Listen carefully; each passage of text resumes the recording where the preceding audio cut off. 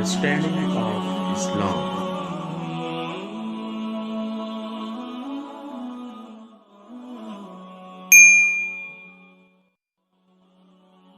Channel کو subscribe کریں اور صدقہ جاریہ سمجھ کر آگے شیئر کریں.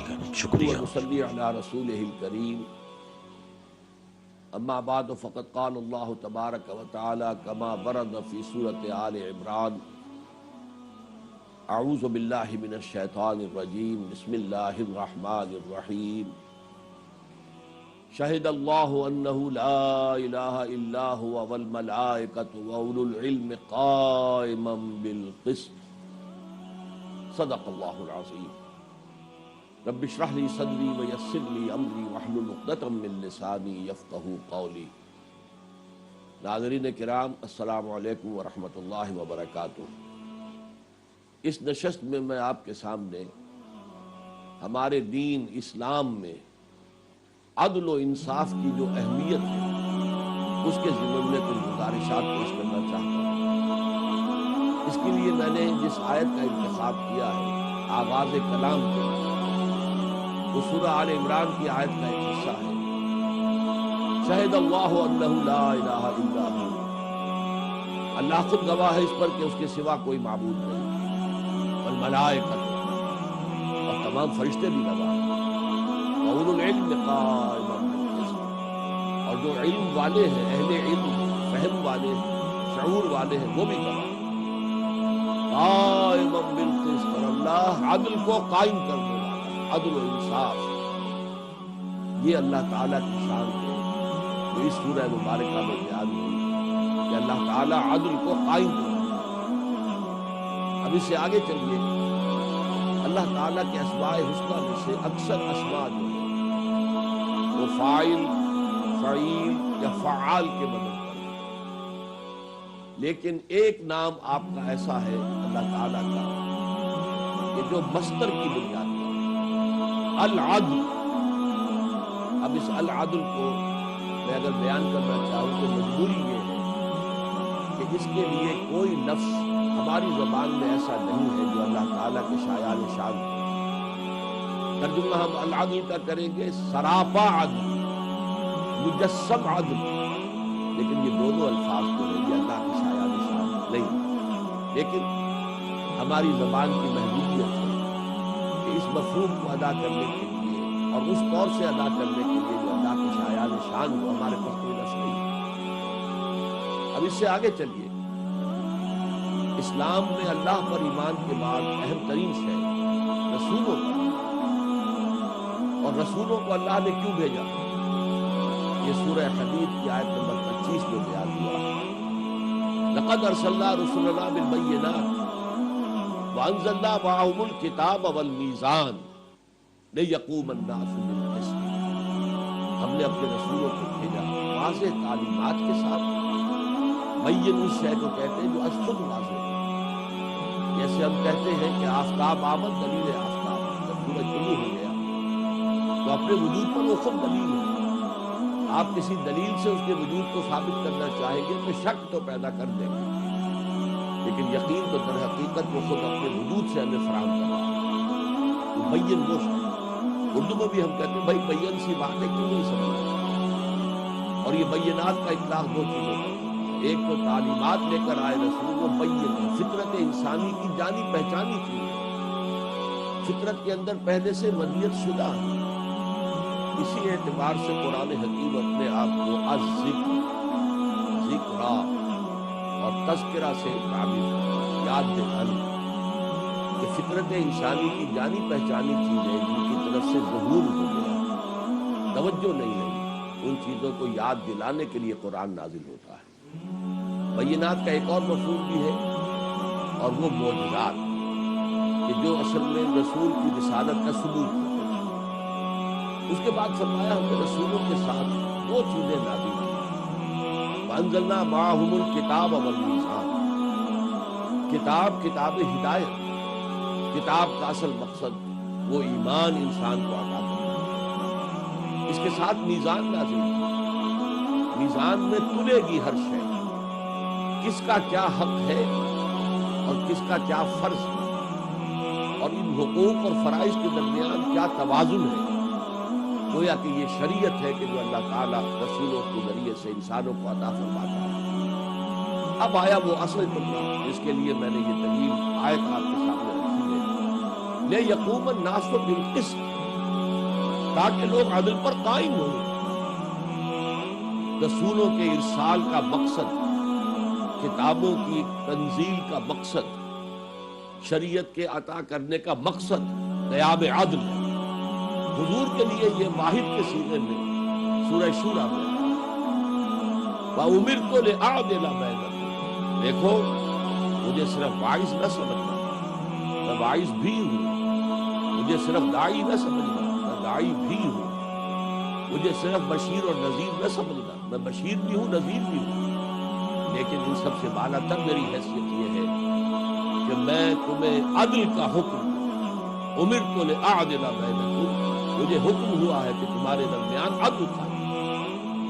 اب اس سے آگے چلیے، امت مسلمہ کی فرائض کے ضمن میں 2 آیات آئی ہیں، ایک ہی مضمون کو 2 آیات میں 2 مختلف ترتیبوں سے بیان کیا۔ سورہ نساء میں فرمایا یا ایھا الذین آمنوا کونوا قوامین بالقسط شہداء للہ، اے ایمان کے دعوے داروں قوت کے ساتھ کھڑے ہونا، قوام بن قسط کو قائم کرنے کے، کونوا قوامین بالقسط شہداء للہ، اللہ کے حق میں گواہی دینے والا۔ اللہ خود العدل ہے، اللہ قسط کو قائم کرنا چاہتا ہے، قائم بالقسط۔ تم اب اس کو اپنا مقصد زندگی بناؤ، یا ایھا الذین آمنوا کونوا قوامین بالقسط شہداء للہ۔ سورہ مائدہ میں یہ عکسی ترتیب سے آیا، یا ایھا الذین آمنوا کونوا قوامین للہ شہداء بالقسط، اے ایمان والو اللہ کے گواہ بن جاؤ، اس کے عدل اور قسط کے گواہ بن جاؤ اور گواہی دو عدل کی۔ اس سے آپ اندازہ کر سکتے ہیں کہ اسلام میں عدل و قسط اور انصاف کی کتنی اللہ کے ناموں میں سے یہ نام العدل، اللہ کی شان قائم بالقسط، رسولوں کی بعثت کا مقصد لِیَقُومَ النَّاسُ بِالْقِسْطِ، امت مسلمہ کا فرض پوری قوت کے ساتھ عدل و قسط کو قائم کرنے والے اور اللہ کے حق میں گواہی دینے والے، یا اللہ کے لیے کھڑے ہو جانے والے اور عدل و قسط کی گواہی دینے والے۔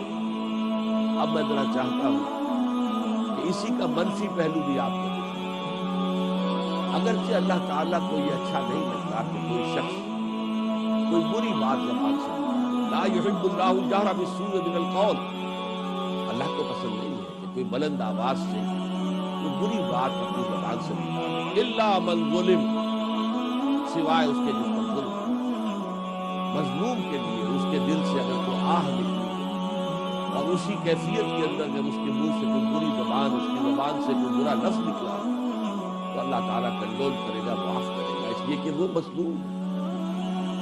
اسی طریقے سے فرمایا، یہ سورہ شورى کی آیت، وَلَمَنِ انتَصَرَ بَعْدَ ظُلْمِهِ فَأُولَٰئِكَ مَا عَلَيْهِم مِّن سَبِيلٍ، جو شخص بدلہ لیتا ہے اس کے بعد کہ اس پر ظلم کیا گیا، اس پر کوئی ملامت نہیں، اسے کوئی الزام نہیں دیا جائے گا، اس لیے کہ اس نے مظلوم ہونے کی حیثیت سے بدلہ لیا۔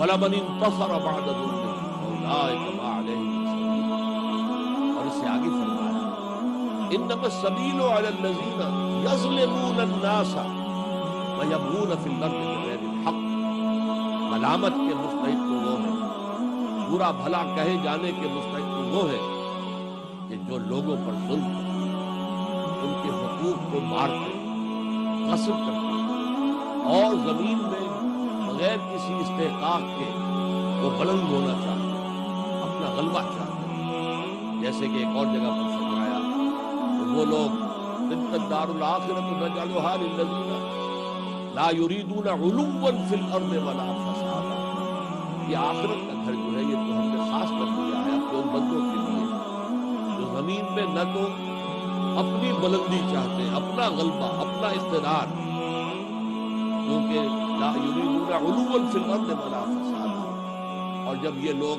کھڑے ہو جائیں گے اقتدار کی طلب میں اور اپنی سربلندی کے لیے تو آپس میں ٹکراؤ ہوگا، فساد پیدا ہوگا، ایسے لوگ جنت میں نہیں جائیں گے۔